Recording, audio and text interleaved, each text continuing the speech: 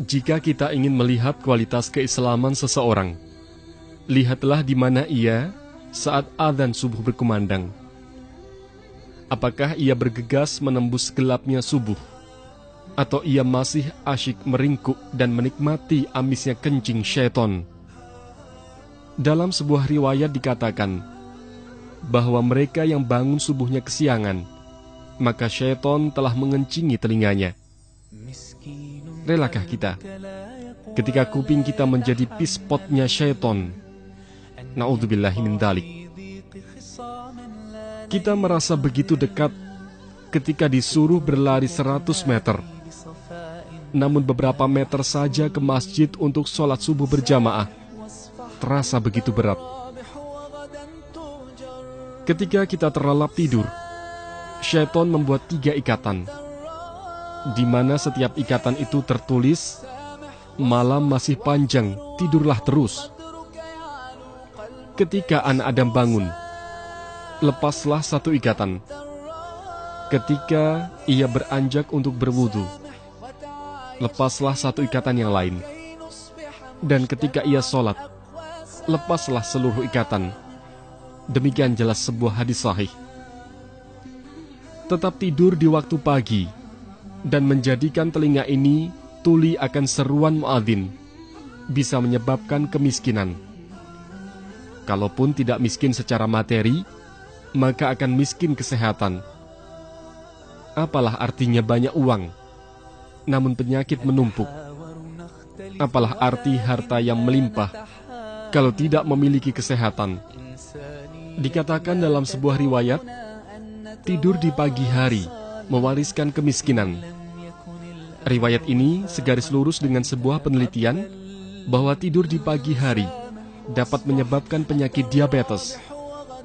Bahkan Nabi Shallallahu Alaihi Wasallam pernah membangunkan Aisyah yang ketika itu sedang tidur di waktu pagi, seraya berkata, "Bangunlah dan saksikanlah, sesungguhnya Allah membagikan rezekinya di pagi hari." Subuh berjamaah menjadi ukuran keimanan seorang muslim, karena ia merupakan sholat yang berat bagi mereka yang masih ada nifak di dalam hatinya. Nabi Shallallahu Alaihi Wasallam bersabda, "Inna afqala salatin 'alal munafikina salatul isya'i wa salatul fajri, walau ya'lamuna ma fihima la'atauhuma walau habwa." Sesungguhnya sholat yang paling berat dilaksanakan oleh orang-orang munafik adalah sholat isya dan sholat subuh. Sekiranya mereka mengetahui keutamaan keduanya, niscaya mereka akan mendatanginya, sekalipun dengan merangkak. Sholat subuh begitu memberatkan langkah, karena hadir di saat kita asyik menikmati empuknya kasur. Sedangkan sholat isya, karena waktunya panjang, sehingga kebanyakan kita sering menunda-nundanya. Sholat subuh berjamaah di masjid memiliki keutamaan yang luar biasa, sehingga betapa meruginya jika seorang insan beriman melewatkannya. Jika kita sanggup sholat subuh berjamaah di masjid, tentu mudah bagi kita untuk menunaikan sholat-sholat lainnya dengan berjamaah. Salah satu penyebab masuk surga bagi seorang hamba adalah sholat subuh secara berjamaah. Rasulullah Shallallahu Alaihi Wasallam bersabda, "Man shallal bardaini dakhalal jannah."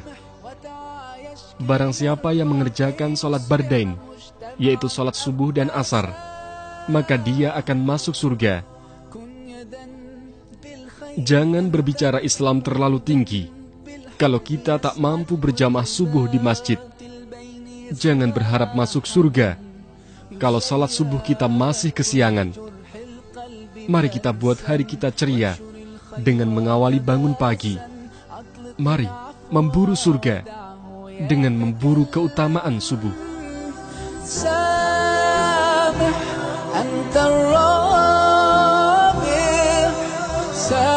واصفح واغفر واعفو قدرك يعلو قلبك يصفو سامح أنت الرابع